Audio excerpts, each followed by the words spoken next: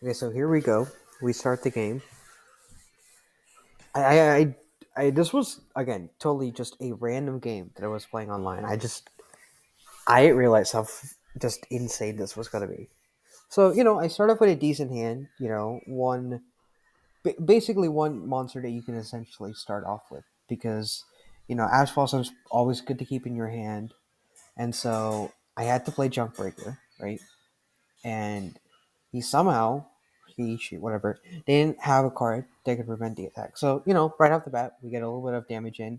We get to put Ordeal Left to Travel in our hand, so we have a good start. Um, I'm guessing they had a bad hand to start off with because they weren't able to do much. So again, I was able to synchro, and so I bring out Lightning Warrior here, and then just to immediately start it up next turn, we got another synchro going. Again, nothing special, just damage, damage, damage. Always on that. I think the greatest thing about this is that they might just have started off with a bad hand, and you'll see how it goes. But it's crazy. Things go really fast paced in this. So first up, summon.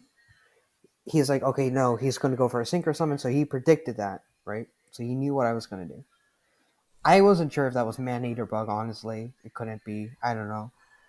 And that's where I activated Lightning Warrior's effect, get a little bit more damage in. Then a special summon Baron de Fleur. That way, if an effect is activated, negate it, send stuff away. So simple, right? And he has 1,000 HP. And I knew 1,000 life points is crazy, right? Because that's exactly how much Lava Golem is that it activates on the standby. So I knew that I had a way to win this game, even if things go against me, right? So I always had that in the back of my mind, right? I also had Ordeal of Traveler, so if he starts attacking me, I can send things back.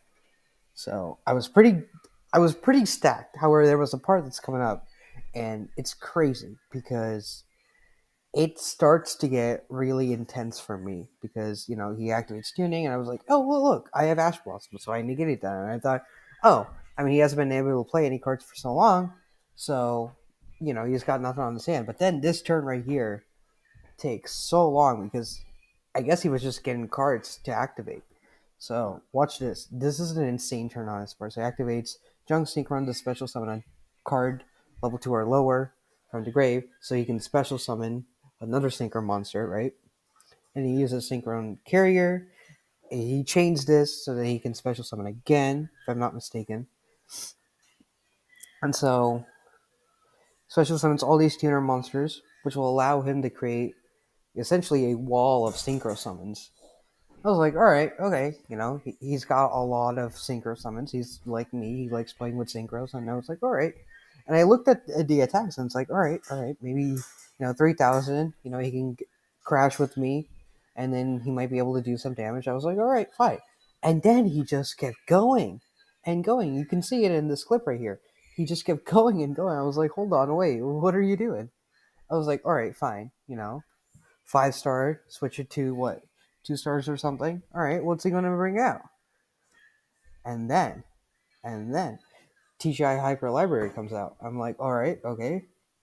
And then another Zinger summon. The man just keeps going on and going on. I'm just like, all right, what is the end game here? All right, I get that with Master Duel, you get points the more you special summon, the more you like ritual summon stuff like that. So maybe that's what he's going for.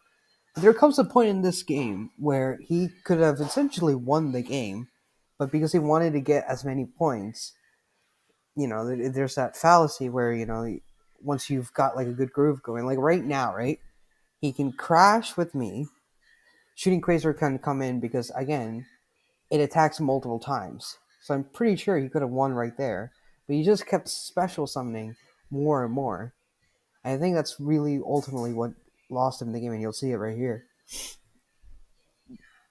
Right? Yeah, he gets rid of Ordeal of Travel. I'm like, all right, fine. Might as well activate the effect for whatever it's worth. So again, you get points for activating different cards. So you might as well activate a trap card, even though it's going to have no effect, right? So I was like, all right, might as well activate it, right? And so we have like this chain, right? And so this activates that, this negates that, and so forwards, backwards, keeps going, right?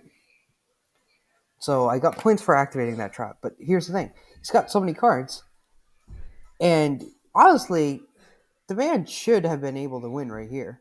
He just keeps synchro summoning, and he doesn't put them all into attack because here's the thing: if he crashes, right? Not even he doesn't even have to crash. It's just like you have all of these cards, and he didn't utilize them. At least I don't think he utilized them the best way that he possibly could have. And he summons that as well, and he's like, all right, do damage. And at this point, I was like, I was calculating it up. I was like, maybe he might actually win. And I was looking at the effects, because all of the effects negate card effects.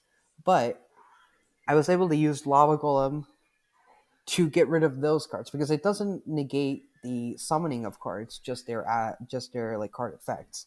So on his standby turn, next turn, right after he draws, he loses because of Lava Golem's effect.